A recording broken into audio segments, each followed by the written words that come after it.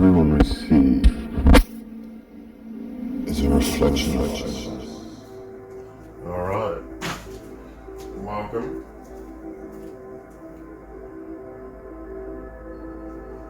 And here is the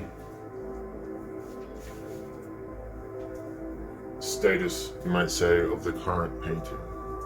This was the last one that I showed. So this is sort of where it's at the moment, for me anyway. So I've painted a few sections and gave it some color and did a couple more outlining just around here to define, to see where it goes. So I'm going to continue on painting in this section and show you some areas that I've seen by using the brush strokes. And again, it's just the simple brush strokes. So it's starting to show certain areas, highlight certain details.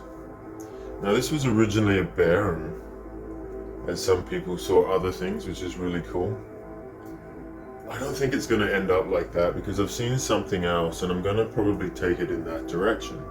And that's the beauty of having the artwork. Now, apologies for viewing it upside down, but I think even from this status, you're going to get a good idea of what viewing it the other way looks like. So, we're going to start by, I could line this one because I have a few sections here that I start to see certain things, but I'm not quite sure. So what I'm going to do is, I've got my liner pen, which is pretty cool. They're like the empty nibs that you get. And I think they're really cool because they get good line work, good detailing, right? So without having to use the actual sort of very fine paint brushes and stuff like this, you can just replace the nibs if they get sort of broken or they're not as taut as they should be. But this one is going okay for what I needed to. So why not? Let's do it. Let's show you what I was seeing, what I was thinking. So it's sort of in this area up here. Now what I see is I see some line work here, so I'll probably end up painting this section black. See some more down here as well, just to give it that little bit, but what I'm going to do is I'm going to bring it this way and I'm going to show you a little bit more about what I'm seeing. Now I'm not sure if I'm going to take the 3D option with it just yet. So what we'll do is, forgive me if it's out of shot, we'll try to do it in shot, why not? Get a bit more paint on the end there, I think. Alright.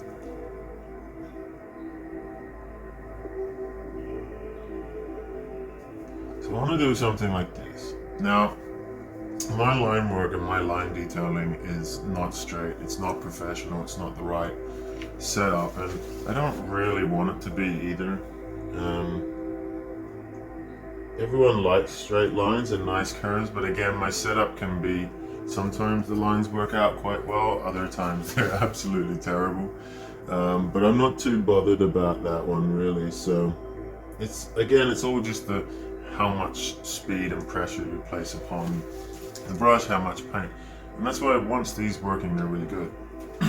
So I've got this sort of layering idea going on here, which is what I saw before. Now I'm gonna take a risk here, and I'm just gonna bring it up, and then I'm gonna bring it down from there as well. I just want to see what it looks like. Again, these are test pieces. If it doesn't come up to standards, then I can try something else. If it wasn't how I liked it, then I'm like, okay, I know not to do that. So I think it's different. It showcases something unusual, something challenging to the eye, you might say. It makes you think, what could it be? So this is the way that I'm looking at it, and it might be honeycomb, it might be something else now. So it's just about creating that line detailing. It could be gold. It looks like gold bar. Why not? Let's paint some gold. We all need some of that moving forward. So that's brought out those sort of lines there. Now I want to start painting this one, the F. I want to bring that forward to know which parts I need potentially to paint in black or darker and stuff like this. So we're going to grab a tray, because the thing is, like, we can use sort of proper paint trays, we can use a lot of easels and stuff like this, which is sort of palette, the artist palette and stuff like that, and I find that great if you're doing paintings on easels, like I said. But if you're doing smaller pieces and stuff like this, I try to reuse things a lot, whether it's old yogurt tubs and lids and stuff like this, which can easily just do the job for holding paints. And especially with this type of thing where you don't want to use so much paint, this is a good way of doing that, reusing the product as well. Because it's acrylic, you can actually wash them and it does come off, which is even better. But that's if you're wanting to keep them. If you've got quite a lot, then I think that's fine. So what color? Well, I'm automatically drawn to the aqua green light. Love this. And so I'm thinking it's got to be that color with a little bit of white in there, just to sort of give it that tone. Now I'm pretty sure we still have the chalk outline there, which will help us if I want to make it a little bit darker. So basically, now there's a few techniques to getting the sort of blending. If you do one side with one color and then one side with another color and sort of blend that in, then you can sort of create that sort of blending line pattern that we all want to achieve. So the thing is, like, is there enough water on that? Probably not. It's not sort of smooth with its process. Do I have enough paint? All of these sort of things go through the mind about, well, I want it to be perfect. I want it to be perfect first time, and not make a mistake. And have the colors right, and then what do you do about the next bit? The paintbrush isn't the right size, so on and so forth, and all of these things, right? And this is what trial and error is about. This is what sort of having a go, giving it practice. And you see people that do it quite well. Now I'm liking where that's currently sitting in terms of sort of where the line is, the shadow work. You got a little bit coming through there. So I'm just going to go straight into the aqua green now. And this is where I tried to blend the next part in. Now there is a little bit of white still on the other side because I'm flipping it to try to blend the current mixture in, just so that it's seamless and leaving that top section. Now there'll be artists out there that don't like my style, they don't like how I do it. I don't have any formal training, I don't have any sort of skill sets when it comes to degrees and stuff like that, and I don't claim to. I just sort of practiced on my own and tried certain things, and then studied other people on YouTube and Facebook and stuff like this, when all of that is there, and you learn, you try. So it's sort of where I wanted it to be. Now we've just got to do this last sort of section here in the actual blending of that F, and just see how that sort of pans out. Take a step back and stuff like this. I'll show you the non-reversed way, if you will.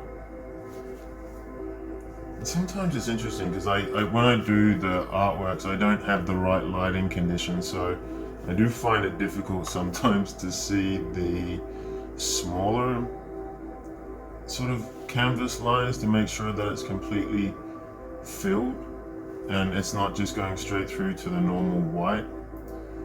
But I basically cover it as much as I can, and to be honest, it's sort of fine if you let that idea go from your mind about coverage.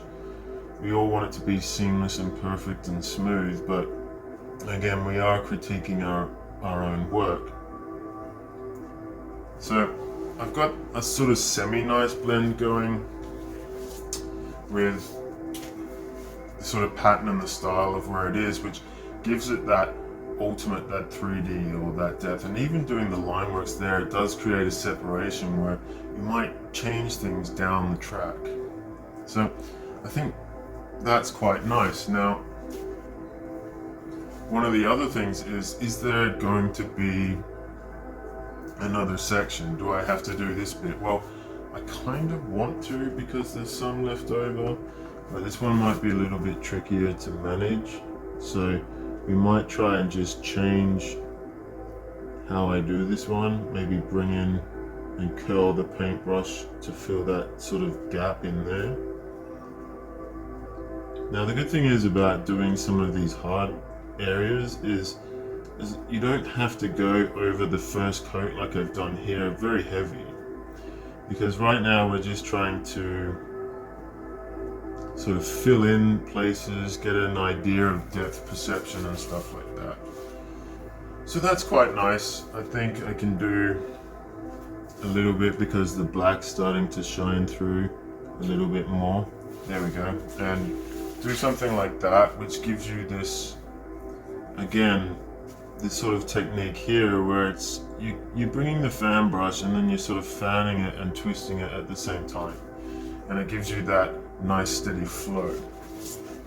And if it's finding it like it's a little bit difficult to do it, just tap it in a little bit of water, because that means that it's too heavy.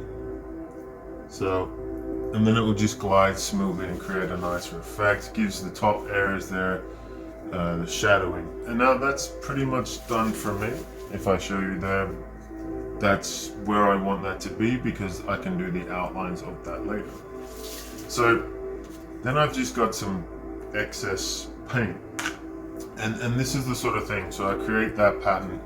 Is there going to be any more things here that I foresee with that blue color? Well, as I'm looking at it, no, I don't believe there is. So usually what I do is I'm like, okay, that one's drying, so then I'll bring in this one. And I think there is. I think this one here is going to be this color, this aqua green light and this white mixture. So here I'm not too worried about sort of the color matching up in terms of where it needs to go. I'm here just to get a first coat in.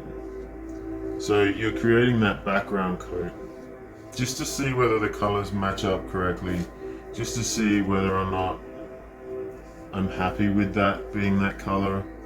And again, it starts to have the painting take shape.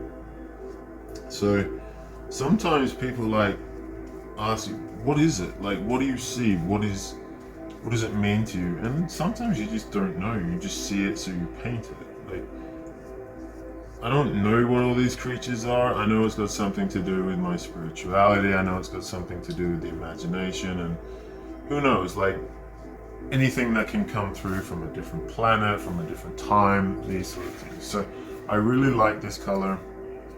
I think that's blending nicely. The question is whether or not it needs to be sort of have this double tone blend. So just do something like that, add a little bit more white to the brush, give it this downward tone, because it's hard. Like when you're painting with a square brush, to get in that you would use a different brush, right? What are these brushes called? I'm not even familiar with most of them. I think it's like a filbert or something like that, but the rounded brushes anyway. And that's generally what you would use, but it does make it difficult for doing a little bit of blending grading because you have to change brushes. So I try and just stick with the one, because then it follows the painting. If you start changing the types of paintbrushes that you use, it changes the dimensions and the dynamic of the painting, because you start to see that you've used a different brush. You start to pick up on all the different character traits. Now that's just me because I start seeing those things, but that's why I just try to keep it unique, not over process everything with thoughts and ideas on how it looks and it needs to be perfect and stuff like that, right? So again, it's just coat after coat until I get happy with the design, or I'm not, not seeing it for what it truly is, in terms of I'm overthinking. So I'm just going to finish this one, come down and try to get that extra length. So this is where using your skill set can come in. So try to get a little bit more of the blue. So we're going to start here on the angle of the brush, and then I'm going to twist it to get down into this section here, and then I'm going to return it back, and then I'm going to blend from this point, which allows me that nice steady flow going through. And a little bit of the black there is really nice. I'm quite happy with that blend mixture. It's not as dark as I want, but that allows me to put another one to make it a slightly different color.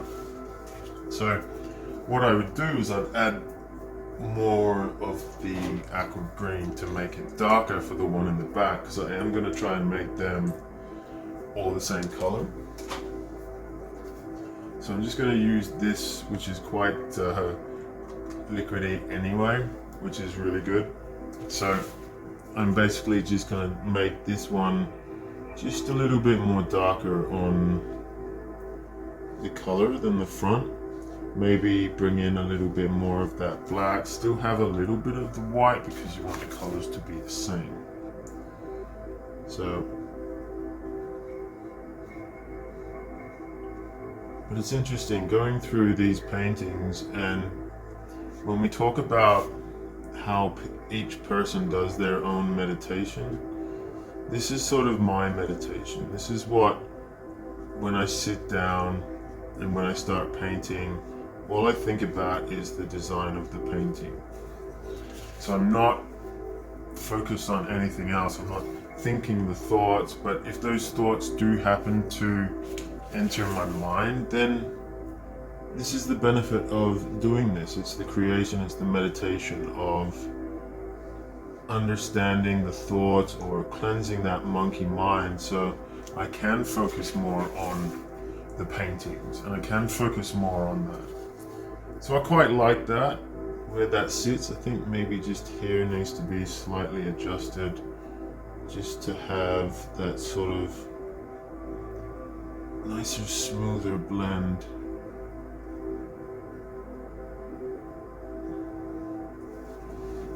Very nice, very nice. So, and what we do is we now just give, because do the same thing, bring it down and then blend through. Sometimes it's only like that last push that you need in terms of when you're doing the paint. You don't need to overdo it and do it again like this, because sometimes you do have the right colors and you just need to see it. We overthink it because I don't like one line. So sometimes it's just about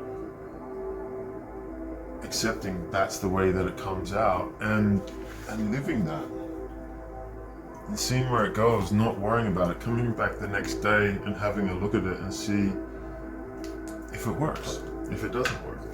So with this one I want to make it even lighter to do the balance between the fronts and the backs. So we're going to try to have this one so it doesn't sort of impact on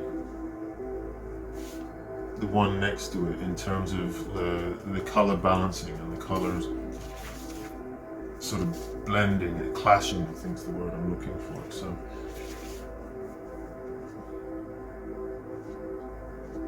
the only reason why I do this is, again, this is the leftover paint from doing the previous one.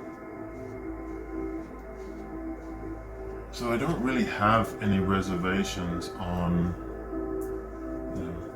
making it perfect or worrying about it. Again, these are just small things that I'm just enjoying taking my time. I'm learning, I'm trying new techniques, and at the same time allowing myself to increase spiritually, like with meditation, and grow and evolve and see. Maybe I'll channel more images coming through. I quite like that. It's soft, it's neat, it has all the right balances.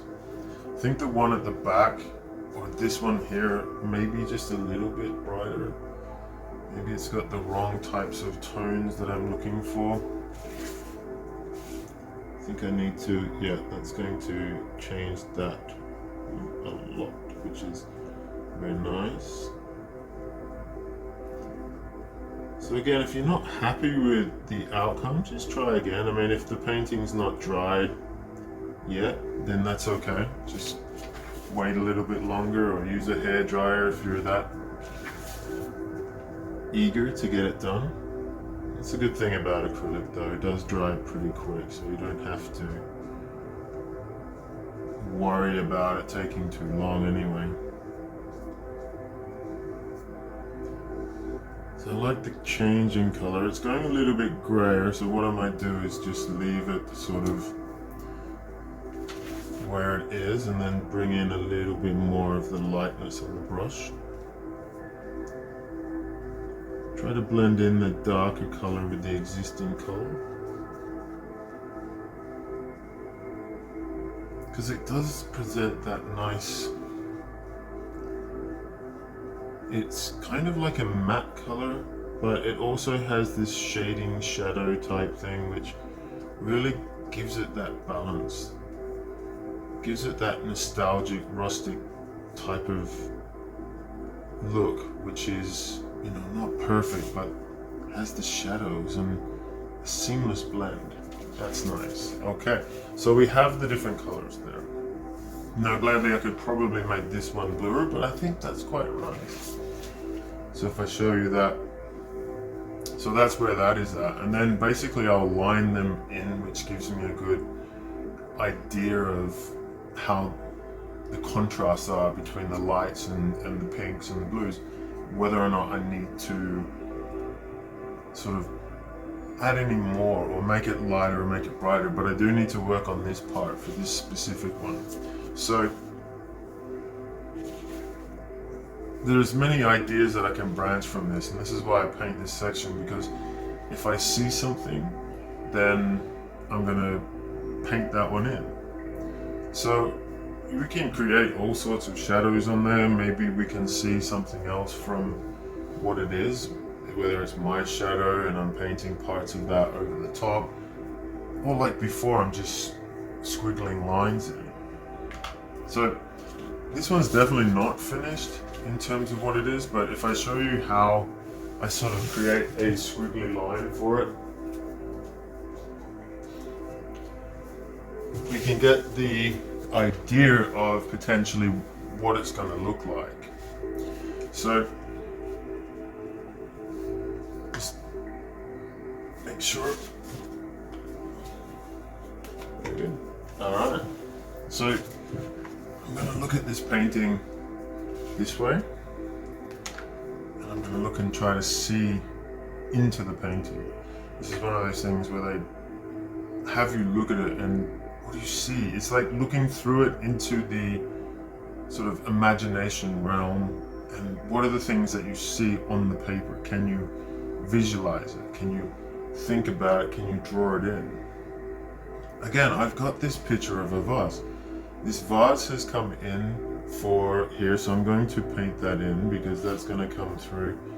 This is coming down like that vase type structure. Now I can do that here, but I think it's going to take the whole side, and then I'm going to use that because that's going to be blended in. So we're going to bring this way, and then we're going to come back through. Now I'm not going to do the whole lot because I want to see where that goes. No, we're going to do the whole lot. Why not? So we're going to do that. Now that sort of brought this area into play in terms of what actually is this. Now I do a specific style that has this with a smaller brush. So I'm thinking maybe a landscape, maybe we turn it a different way. and start to see something else. What's jumping out at us? Let's turn it this way.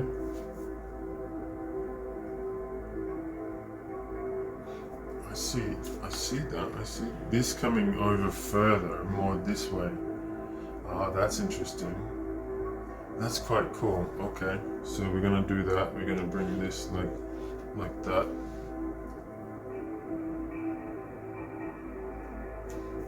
And then we're going to bring this up and we're going to come down through there like that.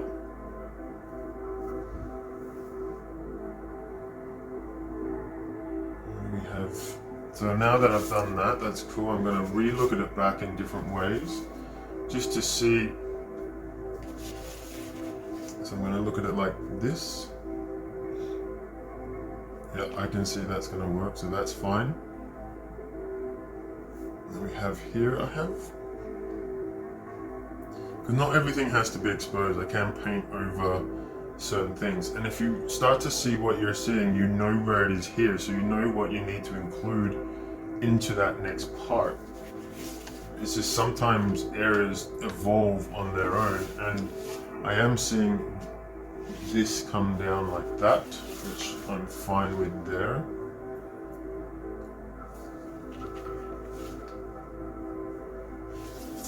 Looking at this, I'm saying, okay, is there anything else that needs to be here, or is that it for now? Nope. No, there is more in this, I can see it. It's just about, maybe that's where that needs to be, and then you paint this bit, and then that leads into the next one. So that's where that's at. Now, this one here is rather interesting in what I see. Obviously, to me now, this is more of an eye.